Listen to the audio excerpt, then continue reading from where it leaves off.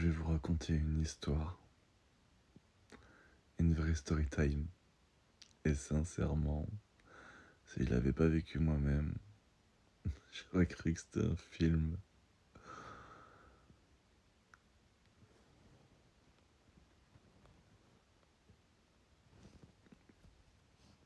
Tout commence très simplement.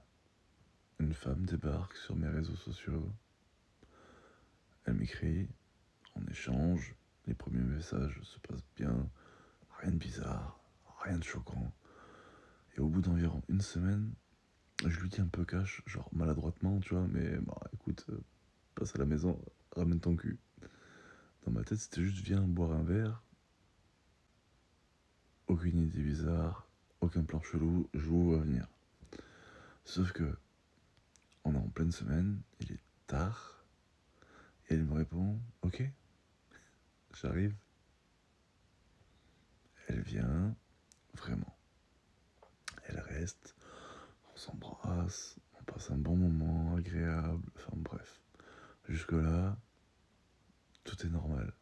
Quelques jours plus tard, quand elle vient chez moi, son téléphone commence à sonner assez souvent, enfin très souvent même. Et à chaque fois, elle pète un plomb. J'en peux plus, je me fais harceler par un mec, je comprends pas ce qu'il veut. Je lui demande qui c'est. Et elle m'explique que c'est un ami portugais tatoueur, celui qui lui a fait son tatouage sur l'épaule d'ailleurs. Et elle m'explique qu'elle a emmené lui et ses filles à Disneyland Paris, qu'elle a tout payé.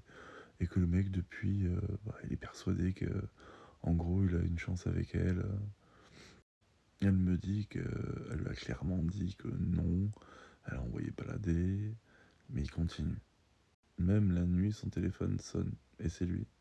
À un moment, elle me dit je vais porter plainte, j'en peux plus.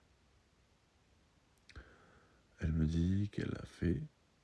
Je n'ai jamais vu la plainte, hein, mais bon. Après ça, plus aucun contact avec ce gars.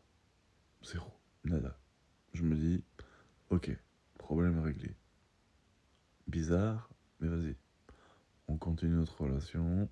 Début classique, tout est beau, tout est rose. Mais petit à petit, il y a des trucs qui me gênent. Elle parle souvent à ma place, elle veut toujours avoir le dernier mot, elle parle beaucoup, beaucoup d'argent, de valeur, de ce qu'elle possède. Et un jour, elle me dit on part en Égypte. Je me dis waouh, ok, je la regarde choqué. J'ai dit l'Égypte, c'est un peu le pays que je rêve d'aller depuis toujours, tu vois. Je suis heureux, reconnaissant qu'elle ait pris le voyage. Bon, sur le coup, sur VP, les ventes privées, c'est moins cher. Et du coup, on part. Petit contexte important, je fais des crises d'angoisse. Et l'avion, c'est compliqué. Et ce jour-là, j'en fais une monstrueuse. Genre, waouh, je suis le dernier à monter dans l'avion. L'avion, il m'attend presque.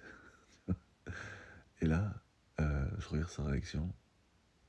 Et je me dis, waouh, elle fait la gueule.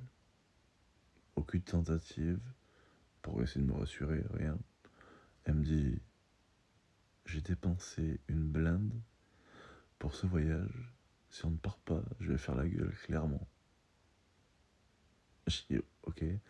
À un moment, je lui dis même c'est quoi, vas-y, prends l'avion toute seule. C'est bon, je me démerde pour rentrer, et puis basta quoi. Tellement je suis choqué en fait. Et finalement, j'arrive à prendre sur moi une vraie guerre intérieure.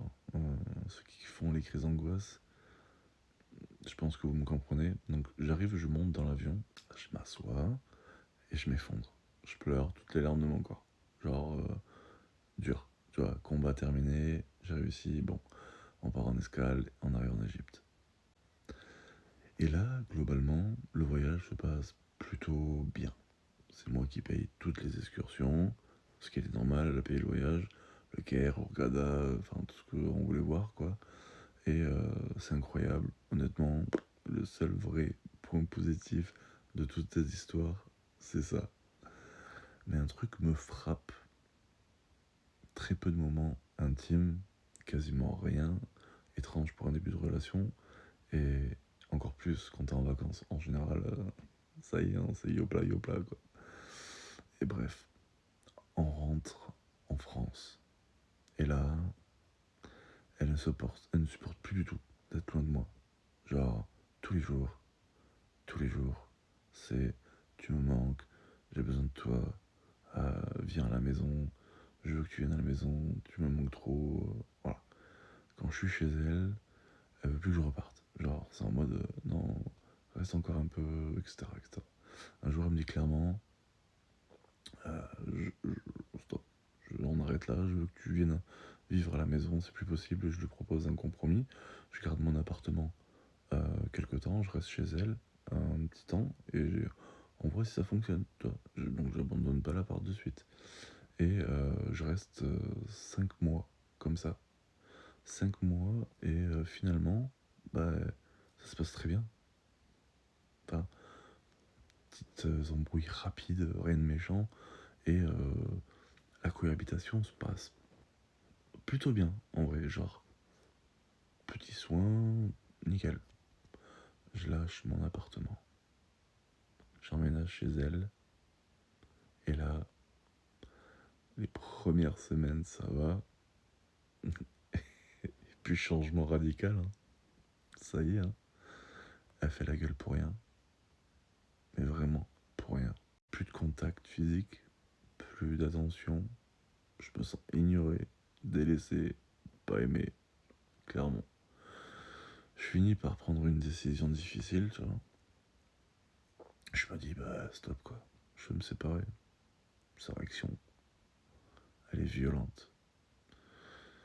Je vous dis pas toute la réaction, mais genre, what the fuck.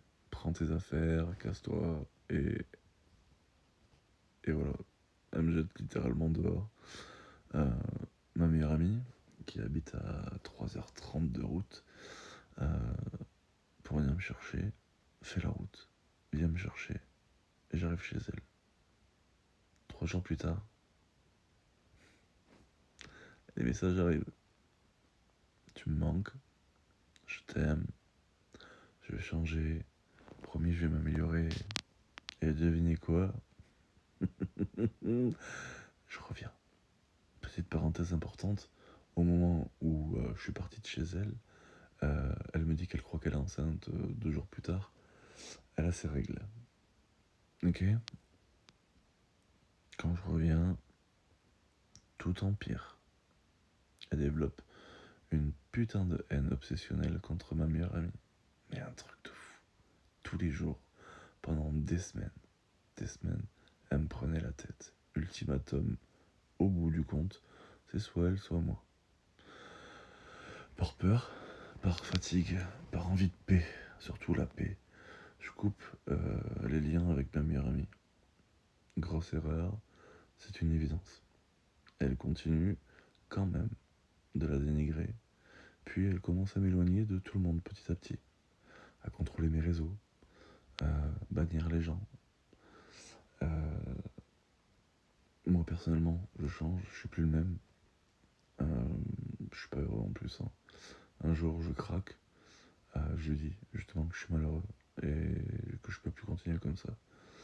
Et elle me répond, bah t'es nourri, logé, blanchi.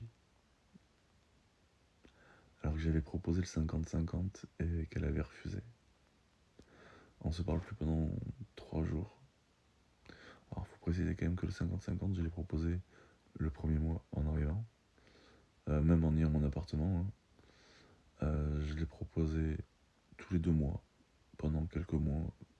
Et à chaque fois, je me faisais renvoyer chier. En mode, non, c'est bon, bah, paye juste la bouffe, les sorties, et ça ira très bien. Je gagne beaucoup mieux ma vie que toi, donc ça va, je gère. Ok. Le dimanche soir, à 2h du matin, je fais un truc que j'ai jamais fait, vraiment jamais, hein, no joke. Je prends sa tablette, connectée à son téléphone, et je regarde un seul truc.